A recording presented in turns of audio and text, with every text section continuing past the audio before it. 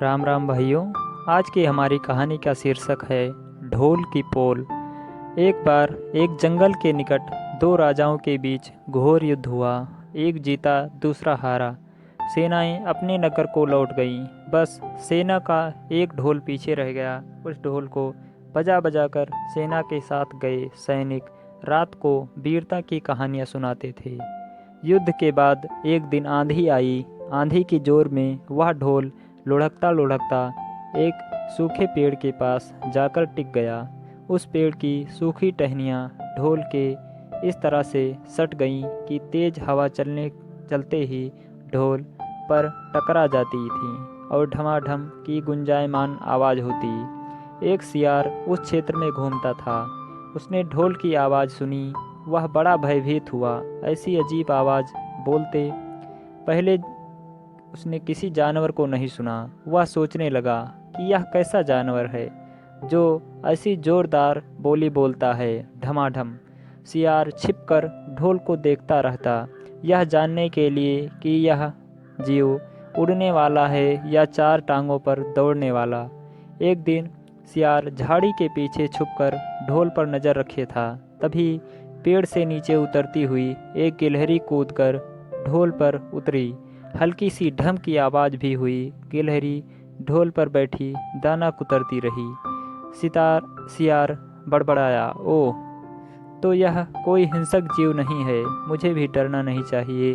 सियार फूंक फूंक कर कदम रखता ढोल के निकट गया। उसे सूंघा। ढोल का उसे न कहीं सिर नजर आया और न पैर। तभी हवा के झोंके से टहनियाँ ढोल से टकराईं। ढम की आवाज़ हुई और सियार उछलकर पीछे जा गिरा। अब समझ आया। सियार उठने की कोशिश करता हुआ बोला, यह तो बाहर का खोल है, जीव इस खोल के अंदर है। आवाज़ बता रही है कि कोई जीव इस खोल के भीतर रहता है। वह मोटा ताज़ा होना चाहिए, चर्बी से भरा शरीर, तभी ये ढमढम की जोरदार बोली बोलता है। अपनी मांद में घुसते ही सियार बोला, ओ सियारी, दावत खाने के लिए तैयार हो जा। एक मोटे ताजे शिकार का पता लगाकर आया हूँ। सियारी पूछने लगी, तुम उसे मारकर क्यों नहीं लाए? सियार ने उसे झिड़की दी, क्योंकि मैं तेरी तरह मूर्ख नहीं हूँ। वह एक खोल के भीतर छिपा बैठा है। खोल ऐसा है जिसमें दो तरफ सूखी चमड़ी के दरवाजे हैं।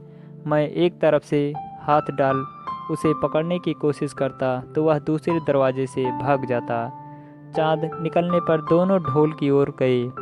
जब वह निकट पहुंच गए तो फिर से हवा से टहनियाँ ढोल पर टकराईं और ढमढम की आवाज़ निकली। सियार सियारी के कान में बोला, सुनी उसकी आवाज़? ज़रा सोच, जिसकी आवाज़ ऐसी गहरी है वह खुद कितना मोटा ताज़ा होगा। दोनों ढोल को सीधा कर उसके दोनों ओर बैठे और लगे दांतों से ढोल के दोनों चमड़ी वाले भाग के किनारे फाड़ने। जैसे ही चमड़ियाँ काटने लगी, सियार बोला, होशियार रहना, एक साथ हाथ अंदर डाल शिकार को दबोचना है। दोनों ने हूँ की आवाज़ के साथ हाथ ढोल के भीतर डाले और अंदर टटोलने लगे। अंदर कुछ नहीं था। एक दूसरे के हाथ ही पकड़ में आए। दोनों चिल्लाए, हैं, यह तो कुछ नहीं है, और वे माथा पीट कर रह गए। इससे यह सीख मिलती है कि सेखी मारने वाले ढोल की तरह ही अंदर से खोखले होते हैं। इसी के साथ हमारी कहानी समाप्त होती है। राम राम दोस्तों।